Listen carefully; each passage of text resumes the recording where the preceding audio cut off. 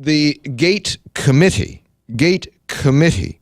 9 House members, 9 Senate members, West Virginia legislature, going to meet regularly and try to find out how to, and how many times have you heard this, cut the budget in for next fiscal year. Because next fiscal year, we're in fiscal year 2017 now. It'll end the end of June next year.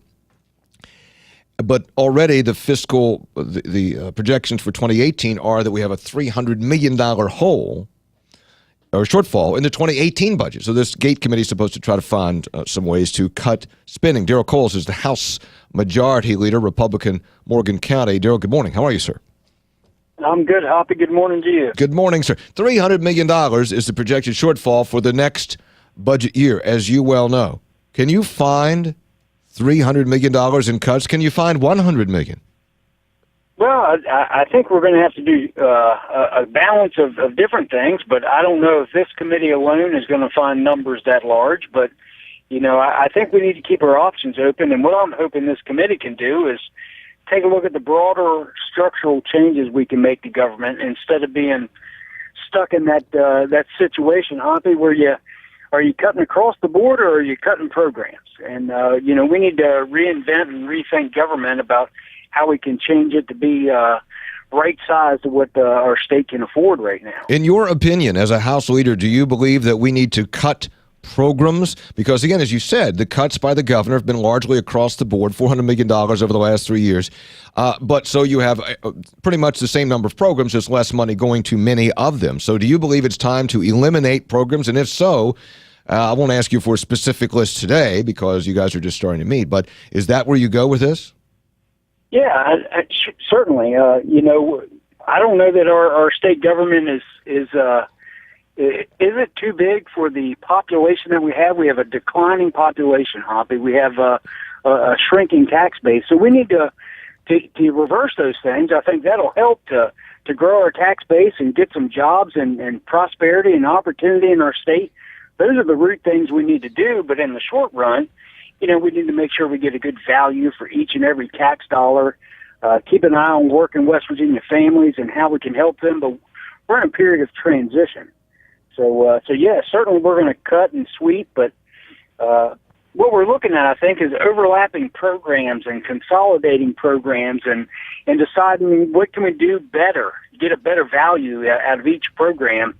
Because, you know, just going in there with a meat cleaver and hacking off parts of programs is it's tough to do. Well, you do that, Daryl. I mean, you do that, Daryl, by measuring results, and that is there a way to measure results? Because typically we go in and you ask somebody who runs a program, tell us about this program, and they'll hit you with a unbelievable facts and figures and paper and stuff that will justify all their spending. So how do you, and I don't blame them for that. They're trying to keep their agency. They're trying to keep their program. How do you cut through that and say, yeah, but what have we gotten for this investment? What are the results? And if the results aren't there, we can't do that anymore, or we shouldn't do that anymore. And how do you get to that point? Right. Well, and certainly all that's true, Hoppy. And then we have misinformation all the time with the vehicle fleets and other things. But I think we cut through that with open, transparent government. Those are the things we need to do. This committee needs to delve into processes of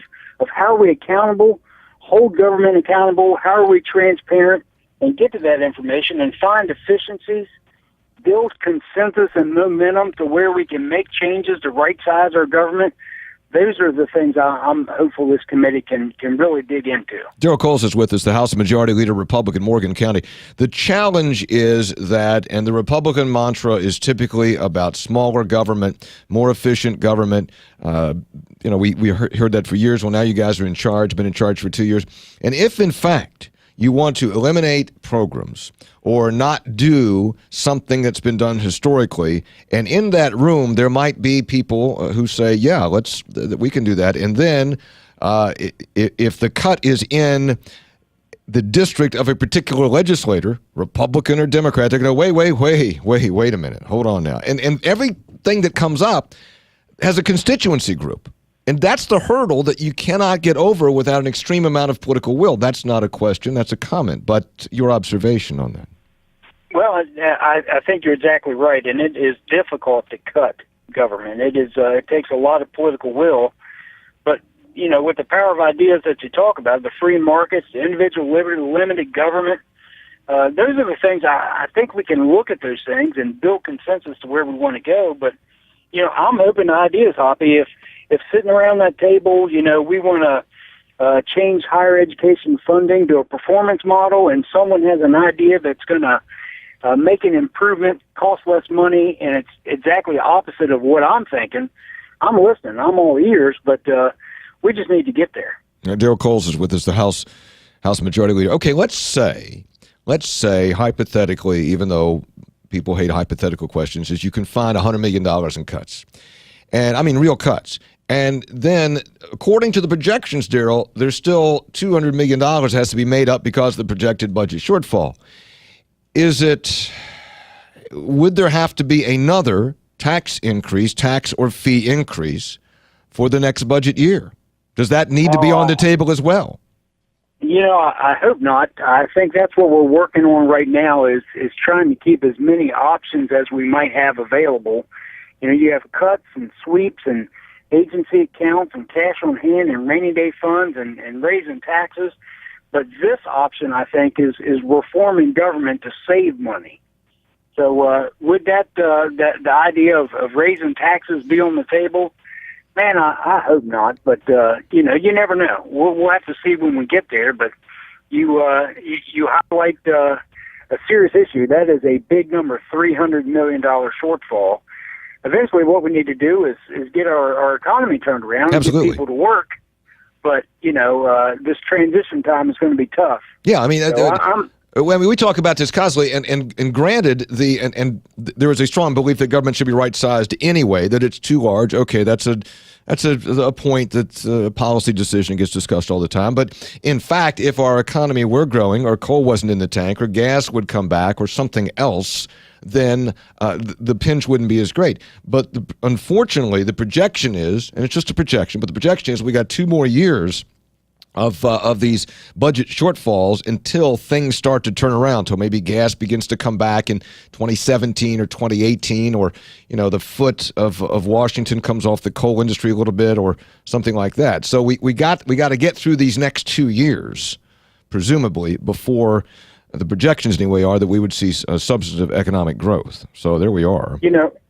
Well, and Hoppy, I have great confidence in some of the things we've done already, the legal reforms and the election reforms and right to work and prevailing wage reform. And we've done some amazing heavy lifts already. So I'm really hopeful in a couple of years we will have a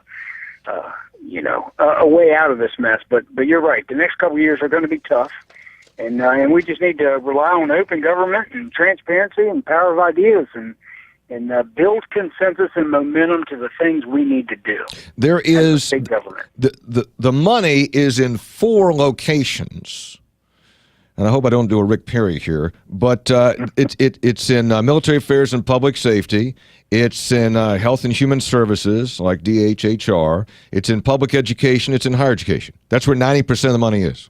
That's where the real money is. So if you're going to cut, if you're going to cut $20 million, okay, you can get that from the other stuff, the other 10%. But if you're going to cut $100 million, $200 million, if you're going to cut like that, you have to look at those 4 areas. It's math.